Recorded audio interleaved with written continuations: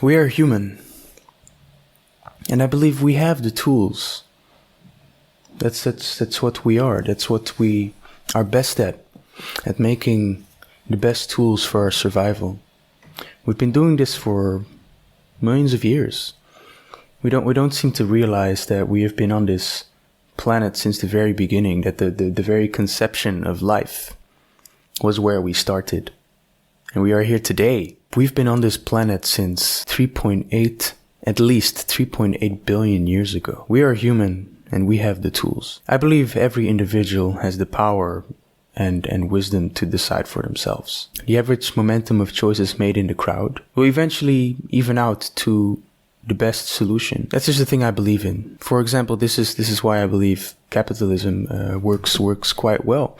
It's a decentralized system where everyone decides what they need to produce, where it needs to go, where resources are needed. This is as an example, why I think that communism fails. You try to put all these needs, this supply and demand in the hands of few powerful, the center of society, and you just don't have enough knowledge or wisdom to make these things work. This is why I think communism failed, the mismanagement of resources completely. In a philosophical way, I think the decentralization of power in humanity is where we shine best and comes with the best solutions that most people want. And in a mystical kind of way, it seems to always pan out towards the best solution, or the best answer, rather. There was a statistician named, Francis Galton, and in 1907, there was an ox weight guessing competition. What he did was he studied all the entries made for the competition, and what he found out was that the median of all these entries evened out to 1% accuracy to the actual weight of the ox. 1%! That's quite accurate. That was the median of all the entries, the average guess of all these people. Now, this study has been replicated after a couple of times with the same type of results. There was another Japanese doctor that replicated this study with a chewing gum ball machine, where they made great amount of people guess the amount of chewing gum in the machine. And again, the median was very accurate, very close to the actual amount of chewing gum balls in the machine. Now, this tells me something. I truly believe in this wisdom of the crowd, this collective wisdom of us people, of us humans. I do not believe that a few individuals can decide for all of us what is best. I truly believe that they cannot know in a very true sense. They just cannot. They cannot know. They do not have all the wisdom needed to take care of everyone. I do not believe that forcing medicine upon a people is in any type of way moral. And if I read that correctly, I think it's against the Nuremberg Code. Please Google that. Don't take my word for it. And no, I do not believe that slowly taking away someone's access to society and take away their freedom, the only way to get it back is to take a medicine. No, that's not consensual. I don't think he would be saying the same thing if this was in regards to sex. Like, you'll slowly take away someone's access. You will punish this person until they have sex with you. You think that's okay? No, of course you don't think. But of course it's whatever. I just don't think that's right. We have this incredibly complex and intricate immune system. This immune system that has helped us survive since the very beginning, what I just spoke about, since 3.8 billion years ago. I have been interested in the immune system since before the pandemic, and I am still completely blown away just by how crazy and complex our immune system is. It's an amazing system. You could really visualize it as like a human army. It has different types of troops. It has different types of specialized weapons. It has scouts. It has spies. It has special cells that rally other cells. It's that crazy and interesting. I really like learning more about the immune system. It's an incredible system. And a lot of these immune responses that we have, it really could resemble like human warfare. I really advise you to learn more about the immune system. It's incredibly interesting. incredibly interesting. And alongside with that, alongside our amazing immune system, we have this amazing brain. Let's say since the beginning of society, of our tribes, our tribals, we developed medicine to help us alongside with our immune system. That's how ingenious and smart we are. That's why we are here today. After 3.8 billion years. That's a long time. That's an unfathomable, I cannot even pronounce the word. You know what I mean. It's unfathomable. So not only our immune system, but we even have instinctual responses to when we are sick. We tend to want to stay inside when we are sick and stay away from people. This is an instinctual response. And people tend to want to stay away from other people who are sick. This is an instinctual response that we have. We still have instincts. Don't think that you're above the animal kingdom in any kind of way.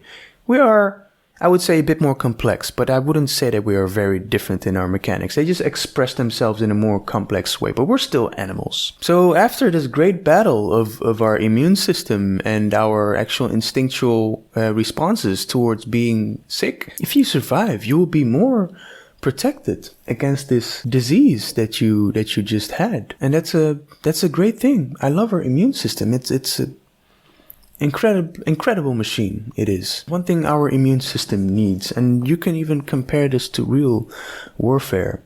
I'm not a fan of war, but it's just to put things a bit into perspective. A country that hasn't seen warfare in decades or maybe hundreds of years, it's not going to be well prepared against a country that has been in war. You know, they have experience.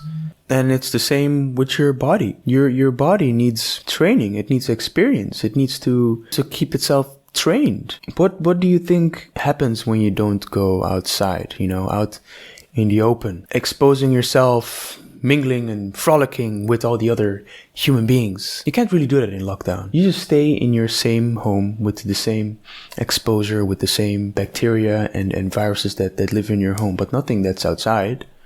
So what do you think happens if all this time you stay inside, you don't get in contact with people?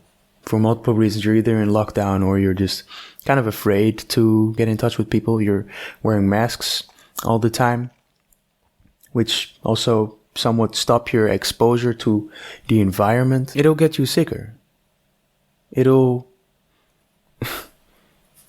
body will not be as prepared for all diseases. And I find it such a strange phenomenon. We are going through all these measures that just have the ability to make us sicker overall from all diseases, out of fear to get sick of one disease. I don't know. Just tell me. Does that just sound weird to me? Am I weird for thinking that sounds weird? I don't know.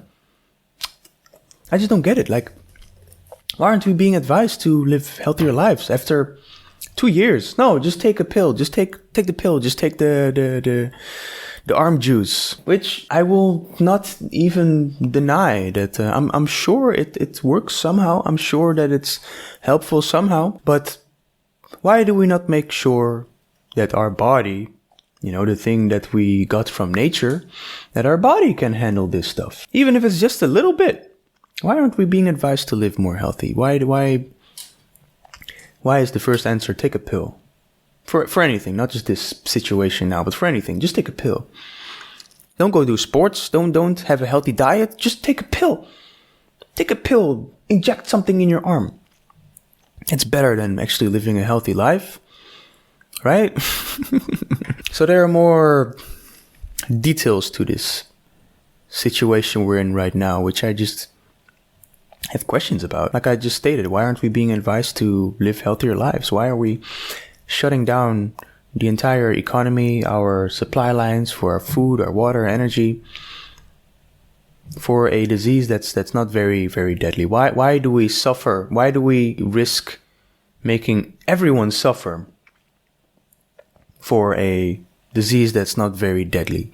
It's not that deadly. It really is not. Like, isn't this a valid question? Why do we shut everything down and make everyone suffer over a disease that doesn't really, it's not really that dangerous? Like, let me give you this example. Yeah, this is on the WHO website. Every single year, so this was posted before COVID. Every single year, 7 million people die of air pollution related diseases. 7 million. So heart disease, lung disease, that kind of stuff. 7 million every year. How many died of COVID in the last 2 years? 5 million? I think it's a little over 5 million right now. That means in the meantime, 14 million people died of air pollution. I'm serious. Look it up. It's on the WHO website. You can check it. Now, every single life lost to disease is terrible. It really is. And I really feel for everyone who died of either this disease or heart-related diseases. It doesn't matter. Every lost life is terrible. But I'm just trying to put this in perspective. Like, why are we freaking out so much now? Why weren't we freaking out so much about these air pollution-related deaths, which are, like I said, 7 million each year? That is more than the total of COVID right now. Is it maybe just because we are used to the air pollution and it doesn't scare us and a new novel virus does? And because it's new, it causes chaos, and maybe there are quite some parties and people who benefit of keeping this chaos going? Maybe? Just maybe? Maybe. Like, just think about this. Just think about this point that I'm gonna make right now. I hope you pay attention to this. The Spanish flu, which was very deadly. It was terrible. It lasted for 2 years.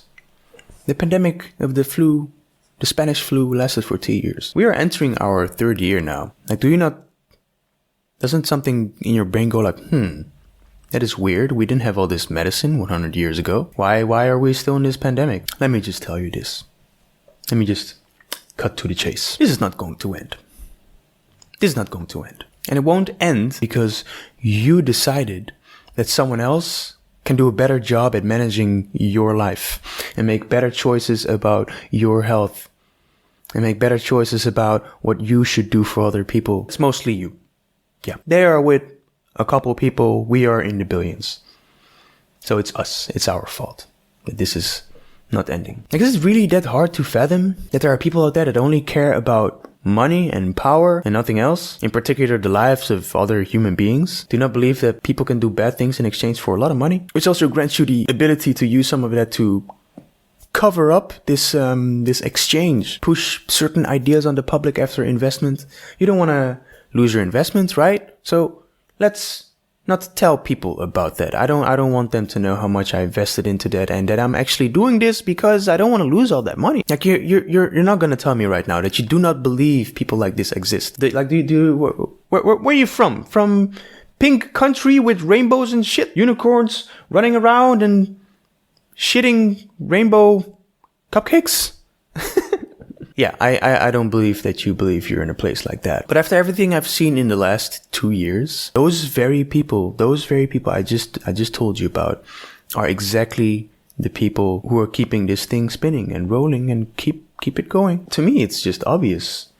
Like, I'm sure you've also seen this big shift of wealth and power towards a certain group of people away from you and your neighbor, your family, your friends. We're in a pickle, and another group of people have been doing great the last 2 years. They've been doing amazing. So this whole situation, it's just a big, nasty, sticky web of bigger guys, smaller guys, some having a nibble, some having a bigger bite at the big pie of the pandemic. I like that. That sounds nice. I like the way that sounds. Yeah. You know, I think most of my life I've been quite aware of the mechanics of our society and that it's quite shitty. And I think most people just kind of accepted it as well. I guess that's just the way things go. This weird shared reality that we share with each other, and the fact that we know how nasty and unnatural our politics are. The machine that just feeds upon the smaller person, the common people who believe they have to live the lives that they're living right now. Being exploited left and right, being lied to from top to bottom. Just the way things seem to go or have to go. This weird theater that we are all willingly partaking in. such a weird thing. It's really weird to stand still just for a second and just look at all the things we know are wrong and broken about our society, about our politics. It's a really strange feeling. And we just keep going on like nothing is wrong. I will just have to survive in this weird world, this weird theater that we all know what it actually is, but we all just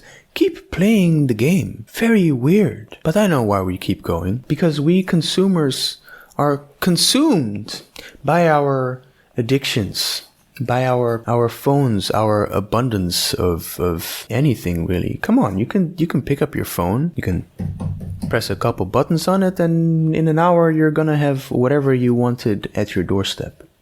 Our video games, our series, our movies, books, everything to escape reality and distract ourselves from it, from the things we know but don't quite want to come to terms with. This horrible, weird world. Distracted by our screens, constantly glued to it. Glued to it so much that we do not see the real world anymore. It is over there and behind me and at the side. And we let our screens, every single screen that we own, our computer screen, our telephone screens, our TVs, we let them tell us in return what reality is. Because we are too busy looking at the screens to see reality anymore. So all of our reality is being fed through us through these screens. I'm gonna have a video about this as well, about screens. Like one weird collective theater example is our collective disdain for politicians. Like, how is this okay? Do you realize that the word politician is almost synonymous to liar? It has a bad feeling associated with it. How is this okay? How is it okay that this is a common thought in all of our minds? That the people who are running our country, that we see them as liars. The title politician is associated with the word liar. How is this okay? How is it okay to live in a world like that, where we see our leaders as liars? How are they bringing us to the next big thing? How can you even call them a leader? Should this just not be a thing? Should we not respect our leaders? Should we not think that they are bringing us something good, that they are leading our countries to a better future? It's a really strange time. Very, very strange. And I just always thought that the world we live in would just always have this same pathetic kind of dynamic. But in the last 2 years, a lot of things have changed. And they changed for the worst. I didn't expect this to happen, this situation we're in right now. I didn't expect this crazy overreaching grab for power, all these lies, all this deceit, all this spreading of false information under the pretense of it being correct information and pointing the finger towards the other direction. No, that's false information. That's how they do it. That's how they confuse you. You just point at the other party and accuse them of doing what you're doing. Yeah. Things have changed for the worst. And you know what? I honestly think it's too late for the people who are still sleeping, who still have idea that what is going on is necessary. I'm truly sorry for you, because it's too late. If after all of this shit happening in the last 2 years you're still not awake, then you're lost. And I think for all of us that did wake up in the last 2 years, I honestly think it's too late. And I think the best thing you can do is use your resources for yourself in a smart way. Anyone who's not awake right now, they're lost cause. Use your resources and your energy and your time for yourself and your friends and your family, because they're gonna need it. And you're gonna need it. I wish you all good luck. I really do. Because I think this is gonna be a weird winter. See you around, guys.